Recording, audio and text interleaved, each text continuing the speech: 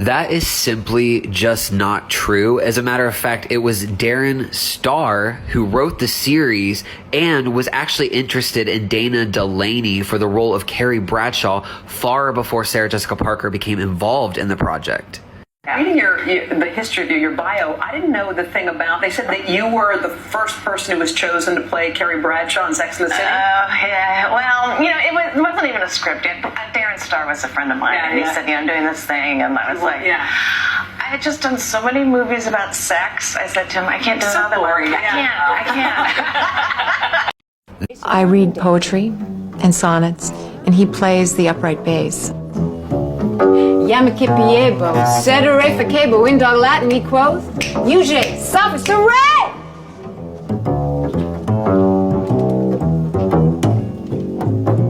Well, he bit all the he-dogs and winked at all the she-dogs. The town never knew such a hullabaloo as that little dog raised till the end of that day.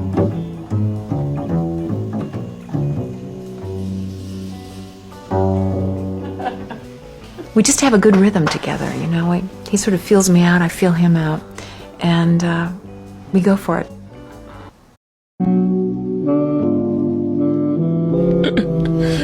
Sensational. Poetry and sonnets, and he plays the upright bass. Yamakipiebo, sedere facebo, in dog Latin, he quoth, Uge, sophist, hooray!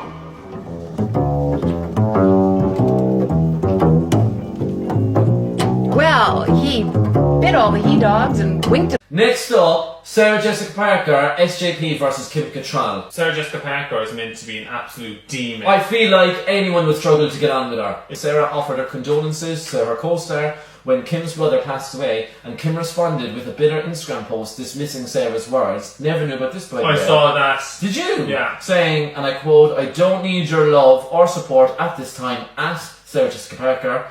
You are not my family, you are not my friend. Jesus Christ. She said, fuck off. She said, I don't need your math card.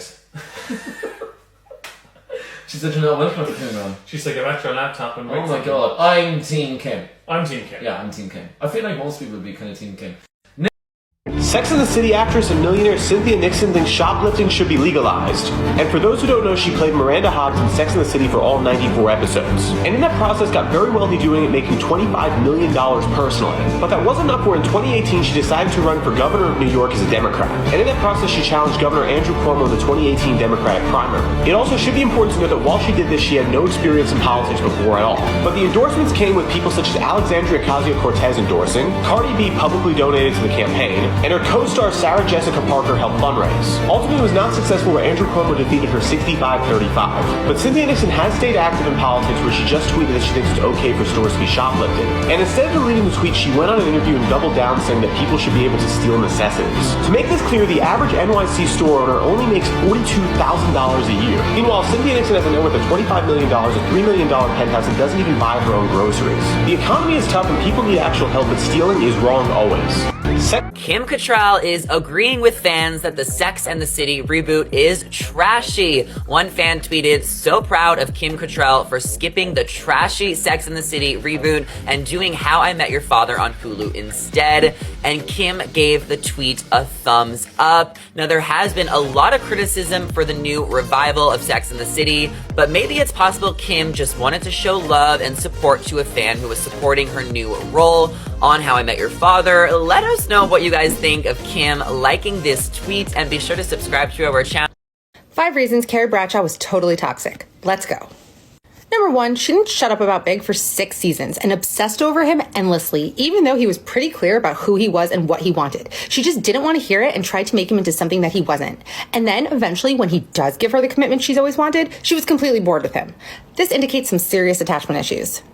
Number 2, she treated Aiden horribly, not once but twice. The first time around, she cheated on him and had the infamous affair with Big, completely broke his heart. Then when she decided she wanted to get back together with him, she badgered him into getting back together, badgered him into forgiving her. Then when he finally did and finally let his guard down and decided he wanted to get married to her, she broke his heart again.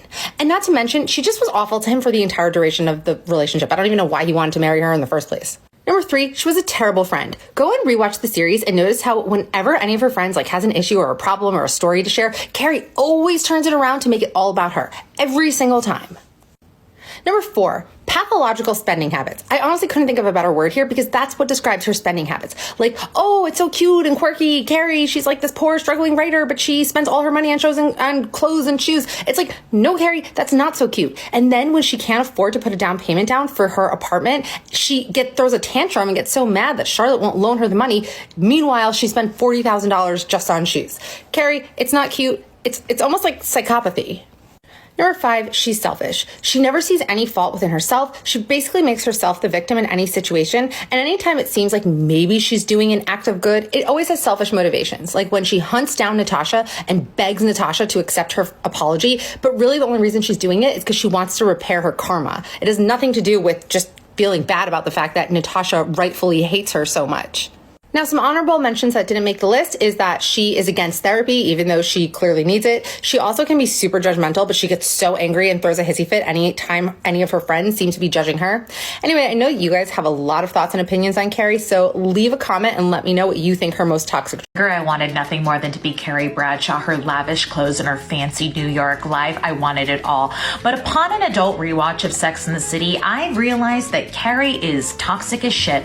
So I'm going to break down her most insufferable moments. There are truly so many. Let's start with after Natasha finds out that Carrie and Big are having an affair. I need to talk to you. In an attempt to appease her own guilt, she stalks Natasha, finds where she's having lunch, hijacks said lunch, and insists on making her sit and listen to her fake-ass apology. I never meant for any of this to happen, and if there was something that I could do to take it all away... Bitch, you literally had an affair with her husband. This is where we're shown an entirely new level of Carrie's selfishness. And as if her incessant harassment isn't enough and this completely staged and manipulated moment isn't enough, she has the full-price audacity to drink from Natasha's water glass as if she hasn't had a sip of water and she's been walking through the Sahara all day. Can I have a sip of this? I mean, she didn't even say yes. Sometime an apology of this nature would be appreciated and even respectable, but Natasha has made it quite clear time and time again that she wants absolutely nothing to do with Carrie. Natasha's I'm sorry speech. I'm sorry he cheated on me with you, and I'm sorry that I pretended to ignore it for as long as I did. I'm sorry. What? I gotta put me first. I gotta put me first. I gotta put me first. I gotta put. Thanks so much for watching. I love doing these Sex and the City TikToks. Just let me know in the comments below what else you want to see videos on. I'm happy to listen to your comments. Thanks so much for watching. Check out my Patreon, patreon.com/Real Housewives Recaps, or hit the thanks button if you're so inclined. It really does help me out. Have a wonderful day, and I'll talk to you again soon. Bye-bye.